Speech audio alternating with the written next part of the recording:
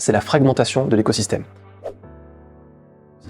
En fait, si moi je fais un site avec Elementor, que vous faites un site avec Divi, quelqu'un d'autre avec Bricks, avec peu importe un autre constructeur de page, on va tous avoir des expériences différentes dans nos process. Peut-être que le rendu final sera identique, mais ça veut dire aussi qu'en termes de méthodologie de travail, on a des choses qui sont assez disparates. Il n'y a pas tout le monde qui peut dire « Ah oui, moi je sais faire du WordPress ». Ben non, parce que si je te confie mon site, peut-être que tu sais pas le modifier.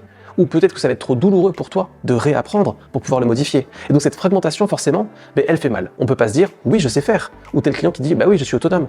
Pas du tout. En fonction des outils qu'on met par-dessus WordPress, ça peut changer toute l'expérience. Et en même temps, cette faiblesse, c'est aussi une force. Ça veut dire qu'avec cet écosystème d'outils, on peut faire des choses fantastiques. Du côté des thèmes, du côté des constructeurs de pages, du côté des extensions, on peut imaginer de tout petits sites vitrines très légers, des sites beaucoup plus complexes, des fonctionnalités, d'espace membre, d'intranet. On peut imaginer tout. Et donc forcément que c'est fragmenté. Mais chaque projet peut être unique, chaque projet peut nécessiter des extensions et des problématiques et des montages différents.